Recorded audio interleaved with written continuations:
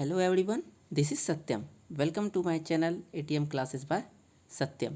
तो पिछले वीडियो में हम लोगों ने वेक्टर ट्रिपल प्रोडक्ट और स्केलर ट्रिपल प्रोडक्ट के बारे में डिस्कस कर लिया है और इस पर बेस्ड कुछ क्वेश्चन को भी हम लोगों ने सॉल्व कर लिया है। अब आगे की इस वीडियो में हम लोग जो है एग्ज़ाम ओरिएंटेड कुछ क्वेश्चन की ओर आगे की ओर सॉल्व करेंगे। इससे पहले हम लोगों ने कुछ क्वेश्चन को सॉल्व किया था, जैसे कि ये क्वेश्चन हो गया, इसके बाद इस क्वेश्चन को भी सॉल्व किया था और एक ये क्वेश्चन को सॉल्व किया था। तो अब हम लोग नेक्स्ट क्वेश्चन की ओर बढ़ते हैं। A cross B cross C cross D, इसको हम लोग को प्रूव करना है B dot D into A cross C minus B dot C into A cross D which is again equal to A C D into B. और ये जो है ए सी डी, ये स्केलर ट्रिपल प्रोडक्ट लिखने का एक और तरीका है, minus A dot B into C cross D. तो सबसे पहले हम लोग जो है एलएचएस एज इट इज़ ले लेंगे और B cross C cross D को वेक्टर ट्रिपल प्रोडक्ट का फॉर्मूला पर ब्रेक करेंगे। और इसका फॉर्मूला क्या होता है वेक्टर ट्रिपल प्रोडक्ट का फॉर्मूला? इसका फॉर्मूला होता है A cross B cross C बराबर होता है A dot C into B minus A dot B into C. सब पर वेक्टर का साइन लगेगा। इसको याद करने का एक तरीका होता है, मान लेते हैं अगर ए बी सी अगर 1 2 3 है तो इसका फॉर्मूला होता है ए क्रॉस बी क्रॉस सी का 132 माइनस 123, 123 जहाँ पर पहला इसमें भी डॉट होगा और यहाँ पर भी डॉट होगा। ठीक है, ये ट्रिक है। तो इसी पर इसको जो है B cross C cross D को हम लोग ब्रेक कर लेंगे। तो सबसे पहले जैसे मान लेते हैं ये अगर 1 2 3 है तो ये हो जाएगा पहले 132, मतलब कि पहले आ जाएगा बी फिर डी और तब सी आएगा, फिर उसके बाद होता है 123, मतलब कि पहले बी फिर सी और तब जाके डी। फिर अगेन अब हम लोग क्या कर लेंगे, तो बी डॉट डी, डी जो है एक स्केलर क्वांटिटी है, इसको बाहर निकाल लेंगे और ए को सी के साथ क्रॉस प्रोडक्ट कर देंगे। फिर सिमिलरली क्या कर लेंगे, यहाँ से भी बी डॉट सी बाहर निकल जाएगा और ए को डी के साथ क्रॉस प्रोडक्ट कर लेंगे। ये इक्वेशन 1 हो गया, जो कि यहाँ पर हम लोग को फर्स्ट प्राप्त यही प्रूव करना था, तो ये प्रूव हो गया। फिर आते हैं हम लोग सेकेंड प्रूव करने के लिए। तो ए cross B cross C cross D फिर से लेकर चले हैं, तो इसको हम लोग लिख लिए हैं पहले ए क्रॉस बी क्रॉस पी, जहाँ पर पी को हम लोग मान लिए हैं सी क्रॉस डी। अब हम लोग इसको फिर से वेक्टर ट्रिपल प्रोडक्ट लाएंगे, वही 1 2 3 को ब्रेक करेंगे 132 माइनस 123 में। तो A dot P into vector B minus A dot B into vector P.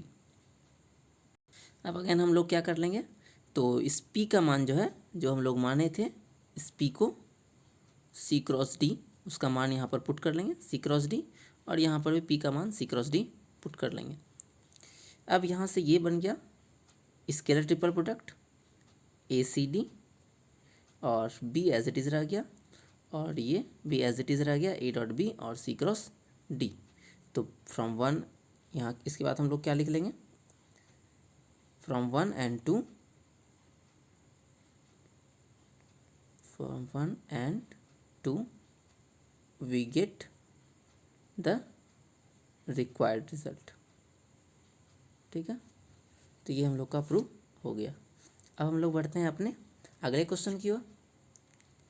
तो ए बी सी अगर कोई 3 कोप्लेनर वेक्टर है तो हम लोग को प्रूव करना है कि A cross B, B cross C, C cross A ये भी कोप्लेनर होगा। ठीक है, इंपॉर्टेंट क्वेश्चन है ये। तो सबसे पहले हम लोग लिख लेंगे, क्योंकि ए बी सी जो है एक कोप्लेनर वेक्टर है, इसीलिए क्या होगा, तो A B C is equal to 0। कहने का मतलब हुआ अगर ए बी सी कोप्लेनर हुआ तो इसका स्केलर ट्रिपल प्रोडक्ट जो होगा ये स्केलर ट्रिपल प्रोडक्ट है। स्केलर ट्रिपल प्रोडक्ट क्या हो जाएगा, तो वो 0 के बराबर होगा। ऑल्सो वी प्रूवन डैट, अब हम लोग पिछले वीडियो हम लोग प्रूव किए थे कि A cross B, B cross सी और सी क्रॉस बी बराबर होता है ए बी सी का स्क्वायर। ये एक इम्पॉर्टेंट रिजल्ट है, इस रिजल्ट का काम हम लोग बार बार करेंगे, इसको याद रखना है। A cross B, B cross C, C cross A बराबर ए बी सी का स्क्वायर। ये ऑब्जेक्टिव में भी कभी कभी पूछ लेता है, तिलका मांझी यूनिवर्सिटी या भागलपुर यूनिवर्सिटी जो भी हो। अब इसको ए क्रॉस बी क्रॉस सी क्या होता है बराबर ए बी सी का होल स्क्वायर, और ए बी सी किसके बराबर है, तो ये 0 के बराबर है, तो इसका मान भी क्या आ गया हम लोग को 0 मिल गया। अब चूंकि जब तीन वेक्टर ये अगर 0 है इसका मतलब कि ये क्या हो जाएगा कोप्लेनर है। उसी तरह से A cross B B cross C cross A अगर 0 है तो इसका मतलब हुआ कि ये तीनों वेक्टर जो है कोप्लेनर होगा। ठीक है, तो ये प्रूव हो गया। अब अगले क्वेश्चन हम लोग चलते हैं। ये क्वेश्चन जस्ट अपोजिट है और ये एग्जाम में कई बार आ भी चुका है कि अगर ए बी सी तीन वेक्टर हो जो कि इस बार नन कोप्लेनर है। पिछले वीडियो में क्या दिया हुआ था कि ए बी सी जो है एक कोप्लेनर वेक्टर है, तो जैसे ही कोई वेक्टर कोप्लेनर होता है तो वो हो जाता है उसका vector product scalar triple product जो है वो हो जाता है 0 के बराबर। ठीक है, तो वहाँ पर हमको प्रूव करना था कि B cross C cross A cross B वो भी कोप्लेनर वेक्टर है। लेकिन इस बार क्या दिया हुआ है हम लोग को कि ए बी सी जो है नन कोप्लेनर वेक्टर है, और नन कोप्लेनर वेक्टर का मतलब होता है कि इसका स्केलर ट्रिपल प्रोडक्ट इस बार नॉट इक्वल टू 0 हो जाएगा। तो ए बी सी इस बार क्या होगा नॉट इक्वल टू 0। तो हम लोग को प्रूव करना है कि B cross C cross A cross B ये भी नॉन कोप्लेनर होगा। इसका मतलब कि इसका भी अगर हम लोग दिखा दे कि स्केलर ट्रिपल प्रोडक्ट 0 के बराबर नहीं है तो ये हम लोग का प्रूव हो जाएगा।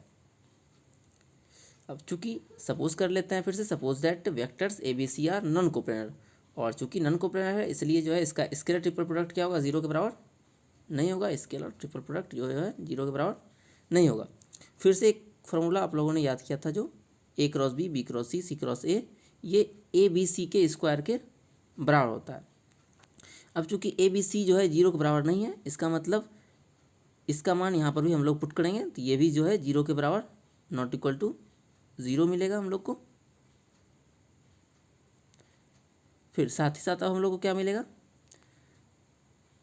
अब हम लोग यहाँ देखते हैं कि A cross B cross C cross A है, और हम लोग को प्रूव करने दिया गया था हम लोग को जो प्रूव करने दिया गया था बी क्रॉस सी पहले है। ठीक है, तो हम लोग क्या कर लेंगे इसको अरेंज कर लेंगे, और साइक्लिक ऑर्डर में हम लोग इसको अरेंज कर सकते हैं। ठीक है, ये आप लोग को मैंने पहले वीडियो में बताया था जब वेक्टर स्केलर ट्रिपल प्रोडक्ट पढ़ाया था, स्केलर ट्रिपल प्रोडक्ट वहाँ पर बताया था कि ए बी सी ये बराबर होता है बी सी ए के। ठीक है, इसका ऑर्डर में अगर साइक्लिक ऑर्डर में अगर चेंज कर दे तो इसमें कोई फ़र्क नहीं पड़ता है। तो यहाँ पर इसको उठा के हम लोग आगे की ओर रख लिए हैं। अगले स्टेप में पहले लिख ली है बी सी को, फिर सी क्रॉस ए को, और तब जाके ए क्रॉस बी को। ठीक है, तो ये भी हो जाएगा ए बी सी के होल स्क्वायर बराबर, और ये नॉट इक्वल टू 0 है, इसलिए हम लोग क्या मिल गया ये तीनों वेक्टर नन कोप्लेनर मिल गया। ठीक है, इसमें बस ये याद रखना है ये फॉर्मूला ए बी सी का होल स्क्वायर बराबर होता है। अब आते हैं हम लोग रेसिप्रोकल वेक्टर पर। ठीक है, रेसिप्रोकल सिस्टम ऑफ वेक्टर्स ये भी इम्पोर्टेंट थ्योरी है। डिफिनेशन इसका आता है एग्जाम में, if three vectors A B C are non coplanar then A B C बराबर 0। अभी तुरंत हम लोग प्रूव किए थे कि अगर A B C non coplanar होता है तो क्या होता है उसका scalar triple product not equal to 0 होता है। तो यहाँ पर रेसिप्रोकल वेक्टर का डिफिनेशन हो जाएगा, अगर कोई तीन वेक्टर जो कि नॉन कोप्लेनर है, we define the following three vectors A dash B dash और सी डैश। ठीक है, vector A dash B dash और सी डैश को डिफाइन इस तरह से करते हैं कि ए डैश बराबर बी क्रॉस सी, और नीचे में इसका स्केलर ट्रिपल प्रोडक्ट, फिर बी डैश बराबर हो जाएगा उसी तरह से सी क्रॉस ए और स्केलर ट्रिपल प्रोडक्ट, और सी डैश बराबर भी ए क्रॉस बी और इसका नीचे में स्केलर ट्रिपल प्रोडक्ट। तो ये जो हो गया आपका रेसिप्रोकल सिस्टम ऑफ वेक्टर्स हो गया। ठीक है, अब आते हैं कुछ इसका थ्योरीज पर।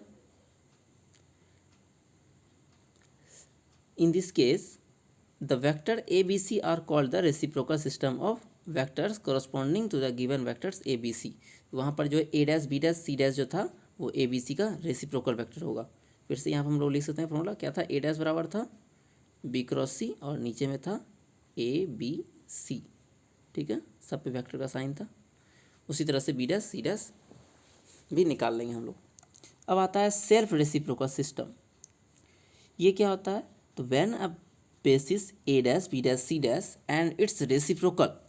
ठीक है, जब कोई तीन वेक्टर है ए बी सी और उसका रेसिप्रोकल वेक्टर जो है वो दोनों आइडेंटिकल हो, कहने का मतलब हुआ ए डैश ए के बराबर हो, बी बी डैश के बराबर हो और सी जो है सी डैश के बराबर हो, तो जो वो आपस में self reciprocal system of vectors कहलाते हैं। अब हम लोग आते हैं इसे कुछ प्रॉब्लम पर। A B C and A dash B dash C dash are reciprocal system of vector, then we have to show that A B C into A dash B dash C dash is equal to 1। ठीक है, यहाँ पर हम लोग को given है कि ए B C और A dash B dash C dash reciprocal system of vector है। तो सबसे पहले मान लेते हैं हम लोग फिर से उसी लाइन को कि ए बी सी और A dash B dash C dash reciprocal system of vectors है। तो हम लोग डिफिनेशन से क्या हम लोग को मिल जाएगा, बाय डिफिनेशन अभी तुरंत हम लोग डिफाइन किए थे कि ए डैश बराबर होगा बी क्रॉस सी, नीचे में स्केलर ट्रिपल प्रोडक्ट, फिर बी डैश बराबर भी उसी तरह से लिख लेंगे और सी डैश का मान भी लिख लेंगे। अब चूंकि वेक्टर ए बी सी और A dash B dash C dash reciprocal system of vectors है, तो ए बी सी क्या होगा, नॉन कोप्लेनर होगा, और नॉन कोप्लेनर का मतलब होगा कि इसका scalar triple product not equal to 0 होगा। ऑल्सो वी नो डैट, ये फॉर्मूला अभी तुरंत हम लोग बोल रहे थे कि बहुत ज़्यादा काम पड़ेगा इसका, B cross C cross A cross B, ये ए बी सी के स्क्वायर बराबर होता है, या इसको ऐसे भी लिख सकते हैं।